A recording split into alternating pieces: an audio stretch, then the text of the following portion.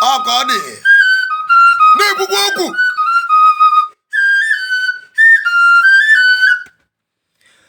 Umazi Igbo banye gbakwolu boyi o.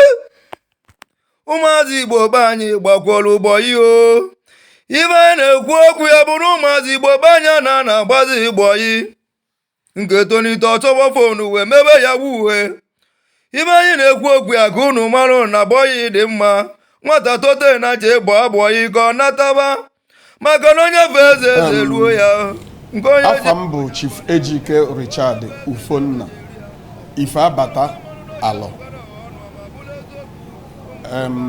Abụ m onye Alor n'Idemmiri South Local Government dị n'ime Anambra State. N'ala Igbo, abụ m ezigbo nwa afọ Igbo. Yes. Ka ihe a na-eme ebe a? Ka ihe na-eme generally? Okay. Anyị nọ ebe a achụ nta ego. Ihe ọfisi anyị nọ na ya bụ belongs to Rich Properties Development Investors Limited. Anyị na-arụ shops na-elentikwagasị ndị mmadụ n'ime ahịa. Yes, anyị na-arụ na-elentikwa ndị mmadụ. Anyị rụkwasị mana trade fair. Anyị so rụkwa trade fair, nwekwasịa nke anyị nyegasịkwa ndị mmadụ na trade fair. That is it. Ị na-ajụkwa ajụ. Ọ bụ ọzọ bọị bụ mma ndị Igbo ji wee bụrụ ndị Igbo. N'eziokwu Chineke ji ịgba bọị wee gọzi ndị Igbo. Chineke ji ịgba bọị wee gọzi ndị Igbo n'ụzọ pụrụ iche. Maka gịnị? Abịa na Naịjirịa, etu Naịjirịa si wee dị. Onye Yoruba gụsị akwụkwọ, o jee rụba ọrụ oyibo. Ọrụ oyibo, o je mụọ maybe vulcanizer ọrụ ọzọ nke ya ga. Mana onye Igbo nwere ụzọ ịtọ Chukwu si wee gọzie ya n'ụwa. Ọgụwa akwụkwọ gụsị akwụkwọ, o je rụba ọrụ oyibo, ma o je mụọ ọrụ aka n'ụzọ pụrụ iche, ma ọ bụ o jee bọị. Ọsọ ndị Igbo bụ ndị na-eje bọị. And onye ị na-anya bụ Chief Ejike Ufonna bụkwa a product of boy. So anyị gba boy ọfụma. Yes, ọga mbụ mechefu ọga mbụ Lafel Amatu. Onye alụkwa ka ọ bụ onye Umuokwu alụ. Agbara nya boy. Ọgọ nwoke kwa ka ọ bụ o mesie bidoro m ahịa. Ịma na ihe a na-eme onye bụ onye nke gị gbara gị boy. Ekwetago ahịa emebi setụrụ ango nọọ ibidoro ya ahịa iwe kpọdebekwa ya nso ka anya gị na-eru n'ihe ọ na-eme. So Lafel ọgam late Mr. Lafel Amat ọnwụgo mgbarụ bọyị gbarụ mbọ ọfụma ka m wee bụrụ mmadụ maka gịnị na o bidoro m ahịa wee nọdebie nso nzụbazụsịa wee setụrụ ya wee zụbazie nke m. N'etu o si abụ nwa bọyị gbachaa bọyị setụrụ ya, ọ ya adịkwa mma nwa bọyị mechaa bụe o setụrụkwa ọgụ ya, ikweta na nke ahụ? Ekwetakwa m na ya maka na ọkụkọ ahụ echefu onye hụrụ ya ọdụ n'udu mmiri. Ọga m mgbarụ bọyị agbasanya bọyị mesie setụsịa olu mgbe m fụrụ na n'ezie na Chukwu agọzibigo m ngolo ofu ezigbo moto dị mma wee jebujere ya. Ndị Umuokwu na-etu m oji moto were eme ọgụ. Eso n'ofu onye meri ya wee kene ya, ha kpọọ oriri na nwa ọ zụrụ bịara bịa kene ya. So ọ bụ ihe dị mkpa ọfụma na-eme ya eme. Ikwugo ọtụtụ ife bọyị na-eme etu o si dị mma. Ndị Harvard Business Review mekwara nchọpụta mesie si na ịgba bọyị abụ ihe jikọtara ahịa kachasị ahịa niile na mba ụwa. The largest incubator of businesses in the whole world.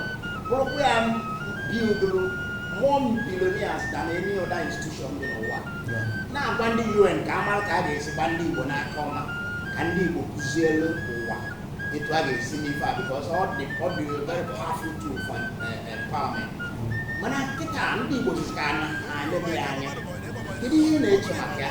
Ọ ka ihe alụghị ga-atụ maka ya? N'eziokwu ọ bụ ihe mwute bụrụ ihe jọgburu onwe ya na ndị Igbo ụfọdụ na-echefuzi ebe anyị si wee rigota ịgba bọị bịa kwụbara mmadụ ka ma Ekene dị Uchukwu ị na-anụ ma Young Shagro ma Koscielny ma ndị dịgasị egwu anụ gasịrị afọ ha n'ụzọ pụrụ iche even Chief Chidanya Egbo bụ chairman Chisco o so na ndị gba bọị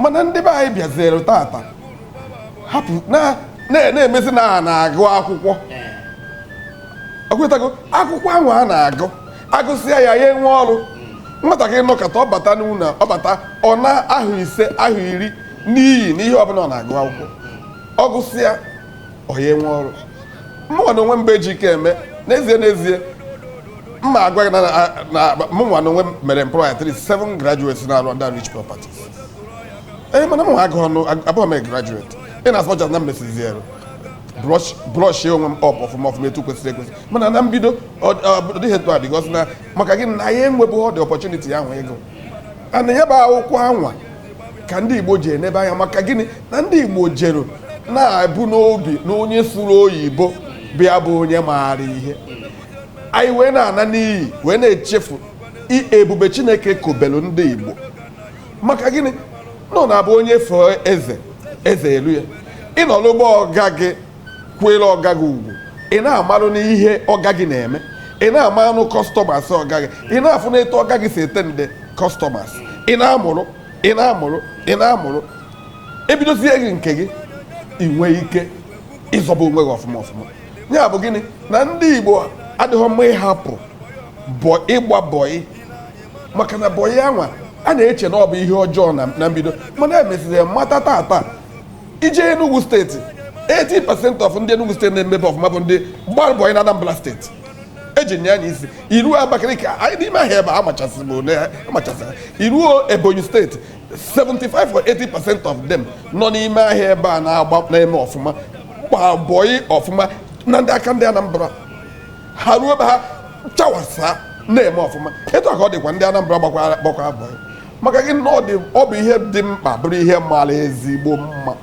na ya ma hapụ ya maka ọkụkọ hapụkwa ma o wee gịnị wee zụọ ụmụ ya ịgụ akwụkwọ bụ ya ka a na-akpọ edukeshọn ofu ihe dị n'ịgba bọị ka a na-akpọ ndị ọjọọ na-akpọ apprenticeship mana ofu ihe ya ama bụ na ịgụ akwụkwọ budebe ka ị nwee ọmụmụ ihe ndị oyibo na-akpọ knowledge akwụkwọ anwa ị na-eje n'ụlọ akwụkwọ agụ bụ ya bụ ka ị na-agụ bụ ọga gị ofu akwụkwọ anwa ka iji ebe bụ ọga gị jee gụ maka gịnị na onye gụrụ lese onye mee ndị oyibo na-akpọ business administration o meghị ya practical ihe ọ na-eme bụ theory n'ụlọ akwụkwọ mana ngị nwa na ọba ọga gị na-eme ya practical nọmba 1 bụ na ịmago sistem eji akpọta ndị customers onye gụrụ akwụkwọ ama ihe ọ ya agwa kọstọma o wee bịagoro ya ahịa mana ngị nwa amarogo ihe ya agwụ ya ịmarogo the eye contact ịna-enwe kọstọma gị anya n'anya iri die mind ya mmarụ ihe ọ chọrọ and ịgwụ ihe ahụ ọ chọrọ onye gụrụ akwụkwọ amaghị ya then onye gbaa bọyị ya ama ọzọ ya eme wee nwee ego maka gịnị na ihe onye na-achọ bụ nna Emeka na-agụ moto biko ka biznes Emeka na-eme agwụ ya o chebe etu o ya esi wee ba na ụdị biznes ya nwa na-enye ego onye mee biznes administration amaghị ya ọ sị etu esi kụziri ya na yunivasiti ka o si edi ya ha dị na-abụghị ofe ihe and o nwere ihe dịka education and eduka uche ụfọdụ na-abụ eruzi ọ bụrụ sa education after all kedu ihe na-agwa m prọfesọ Mahmood nke mere anyị elekshọn wee tinye Naijiria n'ọchịchị etu anyị nọ na ya tata ọgụ ha akwụkwọ mmadụ olelu Naijiria lerikọ anyị elerikọ whether na onye ọbụla ekwetara na ekweta mana ọ bụ ezigbote eziokwu mana ọ gụrụ akwụkwọ kwa sị na prọfesọ ka ọ bụ that is the thing ha na-akpọ na election result ha nwa mana ifugo na na-akpọ anyị bụ election result ọ bụrụ election erigichara erigi ka ha na-akpọrọ anyị ọ ndị gwagụrụ akwụkwọ okay well, mụ abụ Inspector Ejike Richard Ufonna na-abịa na Nigerian Police Force, spy police for that matter. Onye bụ ihe nwanne ekwu. Eruo m police training college. Ọfụma onye kpatara eji nye m award a. Maka gịnị? Na m gara beyond their own expectation. Ka m sụọ ya n'oyibo. Agwatago, the first rank enye m bụ inspector. And then next course, because now I will second course EM to upgrade your rank. I got to go. And may police uniform anywhere in Chorije. And use police ID card. Now by your number, boy, on the now. I'm employer of labor, 37 graduates and the 5 non-graduates in our normal. And AC boy now. He is. That on your now. Ihe kachasị mkpa bụ mmadụ ịmara ihe bọyị na-akụziri mmadụ ihe bọyị na-eme mmadụ mara uru ego balụ bọyị na-eweta nwa ogbenye enweghị ihe nne na nna ya bụ ndị mkpaakụ ọ ihe na-akpọ mkpaakụ si ebe ahụ mee gịnị welite eme ya eze dịka m si kwu enwere ndị enyi nwoke ndị Enugu steeti iruwebaghị ife ihe ha na-eme mana ha gbachara anyị bọyị ofu nwa nwoke bụ onye Enugu steeti na-eme ọfụma very very well mana ọ gbalụ mbọyị ọ bụ na ọ bụ abọghị ọ na-adịghị ọrụ ezigbote ụlọ elu rụọ ụlọ n'Enugwu taa rụọ na Lagos a biri bịa ọ na-adịkwa n'izu mmadụ na-egụrụ akwụkwọ mmenwuri elu daalụ hinne mgbe na-akụkwa o nwere ndị si n'Igbo ahụhụ onwe ha n'anya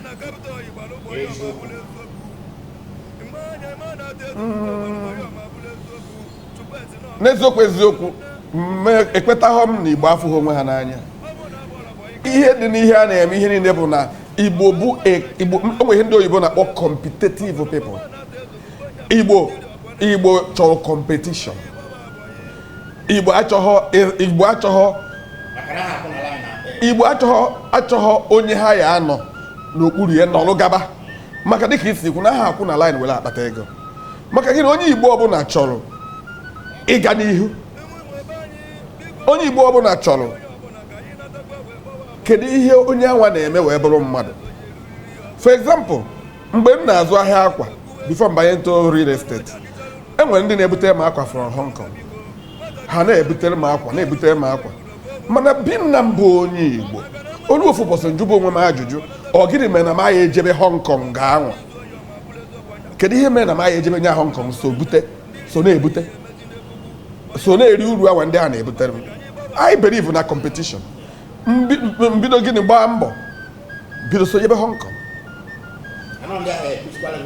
nyanwa ọ bụ ha wakpọkwa wee je adasị na Igbo afụghị onwe anyị n'anya for Hong Kong anyị gbajebezije ma Indonesia ma China ma maka gịnị ndị Igbo fụrụ onwe ha n'anya onye sị na onye Igbo afụghị onwe ha n'anya o dependizikwa n'otu o si ghọta mana ọ bụ na kwetara believe na competition believe na progress ahịa enekwa mmadụ anya n'ihu were aga n'ihu onye ka ọ na-abụ ndị mmadụ fụ echebe na Igbo afụghị onwe ha n'anya ihe dịkwa bụ oke dịbe ọgịnị that is the thing enwe ebe ihe adịghị nwanne m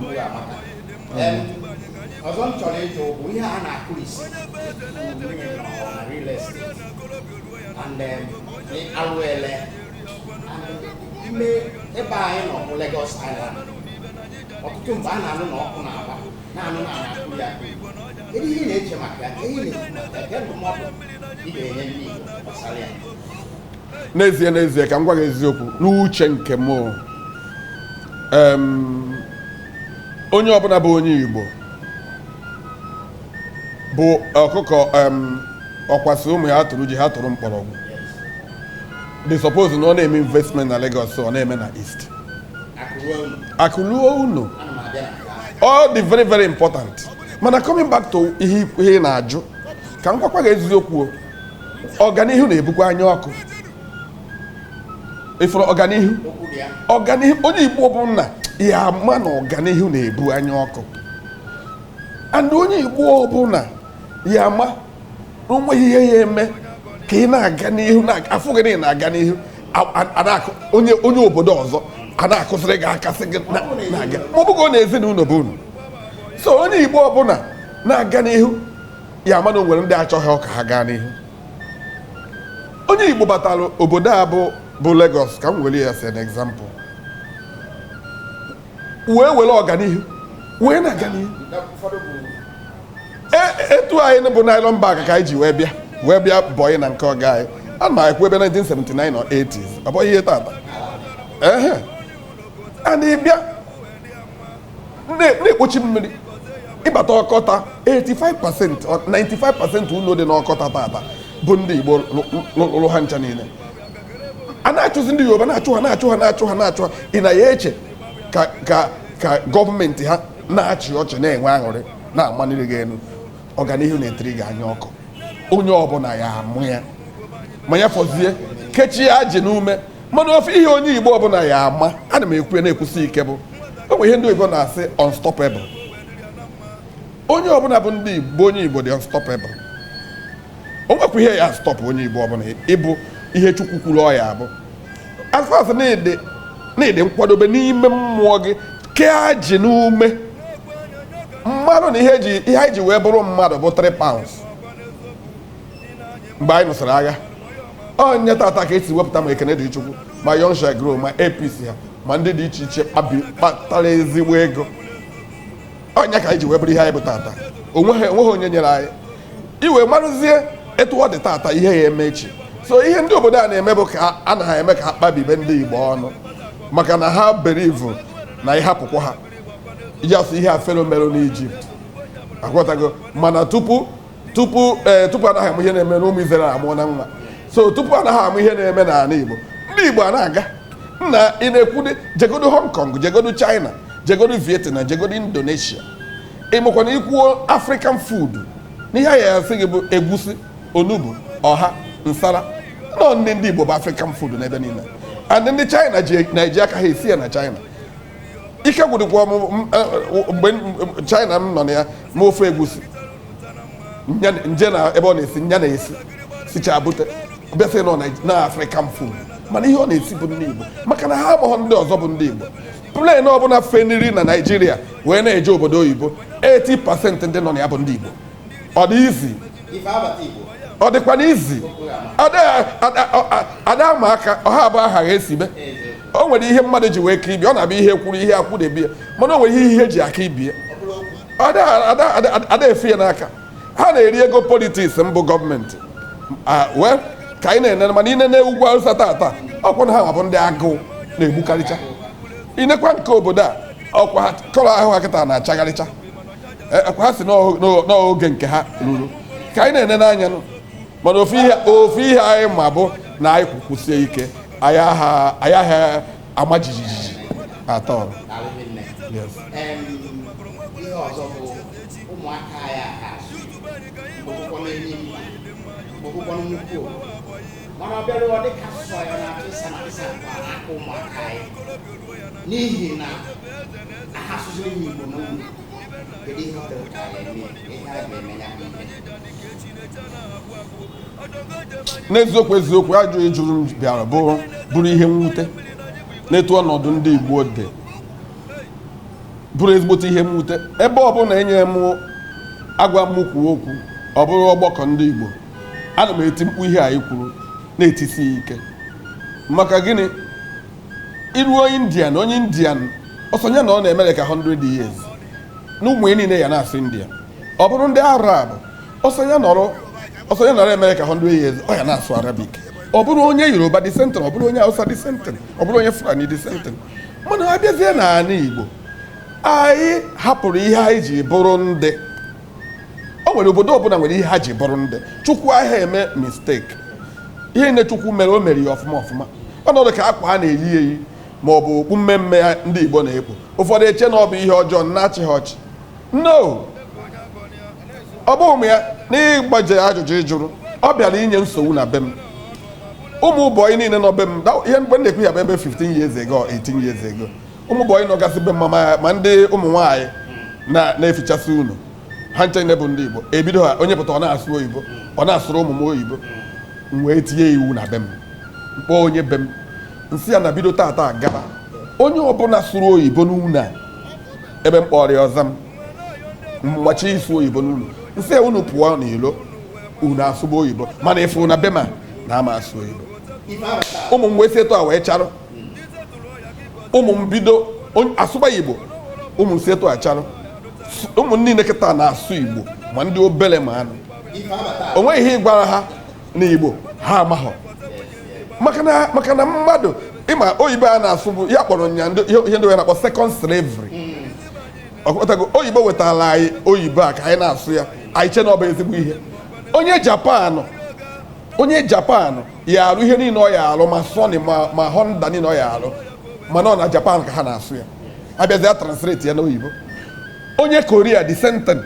Onye China ihe niile kọmputa niile a na-apị ọ dị na be ha na language ha mana abịazie na be anyị na-agbachi ya maka gịnị na ndị bụ professors of ndị na-asị na ha bụ prọfesọ ọkweta ọha maka nna Ebrem asị na ibe retreat ama mmadụ ka F. Chidozie Ọgbarụ mgbe anyị na-agụ akwụkwọ ya Igbo language o dechachara deriko onweghọzi ndị nyere ya aka ka a chọrọ ya afụghọzi ọkwụghọtara o nwere ndị dị suppose inyere ya aka ịbịa kịta na kọmputa ihe anyị na-akpụ ya bụ kọmputa mana China na-akpụ ya ihe ọzọ na their own language pasị kọmputa niile a ndị China nwegasị ihe a na-akpụ ya onweghọzi agaghị enyezi ihe ọfụwa afa maka ọ dị suppose ihe pụta ọfụ anyị enye ya afa n'asụsụ nke anyị ọ dịghọzi mana ịma na foonu anwa bụ ekwentị adọ suppose ịbụ ekwentị ọkwụghọtara because ihe na-akọwa bụ ọlụ ọ na-alụ ọkwụghọtara ọlụ ọ na-alụ mana foonu is foonu ọ bụgo na ị chọrọ ịkpọ ya ịkpọ ya ịka ma kpọọ ya ịkaba kpọọ ya afa dị iche ị na-akpọ ya ekwentị ịkpọbụ ya ekwentị ị na-akọwa ihe ọ na-alụ ka ị na-akpọ ekwe na nta ọ bụghị ọdị ọsọbụ na ọ ya bụ etu ahụ n'uche nke m mana ọ bụgodo ịka onye Igbo ama na nna anyị jee gote ịka ebiko ọkwọ kredit adịkwa na ịka ga m wee kpọọ kọọ ụdị ihe dị etu a ma ihe a bụ kredit ya anyị amaghị ihe ọ bụ anyị kwenyetago o wee bụrụ ihe jọgburu onwe ya ọ na-enye m mwute. Thank you very much.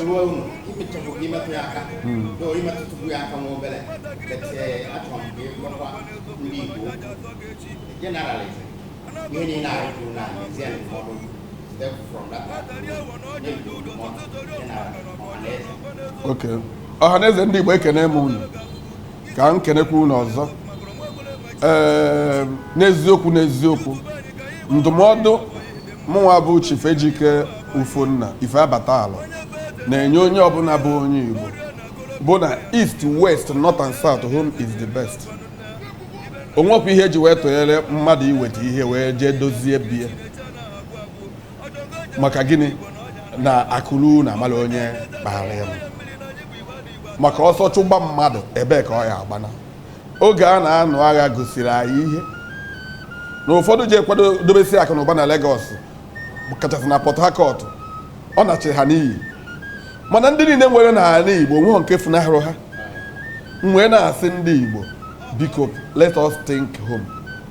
Ọ bụrụ na inwe 100,000 biko kaba ahụ were 50 uwe n'ala Igbo werekwa 50 na-eme maka na Chukwu meburu ka ibido na-enweghị ihe iji wee bido ya agọzikwanya bụ 50 ga-anwa ya were ya na-aga n'ihu ka anyị nwee ike na je dozie be anyị ka anyị dozie be anyị welite be anyị. O nwere m na ya na-awa na-ekwu ọ sị m eziokwu na ndị ndịda aha akwụ ụgwọ ụlọ n'ụgwọ ụlọ na aha akwụ ụgwọ ụlọ eziokwu esokwu m wee nwee ụlọ mana Ọnịcha manụ mmalụkwuo na ọ bụghị ụgwọ ya ka eji akwụ mana ihe ọbụla gbadaruru Igbo agbadaruona and ebe ahụ ka o ji eje kọmba onwe onye ya pụta echi niile kọbara gị akụkọ maka ya and the value ya na-arị n'ike so biko Asaba dịkwa mma na onye chọrọ Asaba dị anyị nso dịkwuo anyị mma mana Enugu mana Mkpọ mana Obosi mana Nkwere onye ọbụla kwadoro kwaba ahụ ka o wenata ihe n'ala Igbo na be anyị ọ bụgodo n'Ụmụahịa ọ bụgo na Abia steeti ọ bụrụgodo n'Imo steeti manya bụrụ n'ọdịnala Igbo ọ kaala anyị mma anyị na ọkwa dị Lagos na-achụtakwa wee na-ewena anya daalụ nne Igbo be anyị mee na bana na-agbazi mgbe ọkwa n'eziokwu ndị ọga dododo ka nna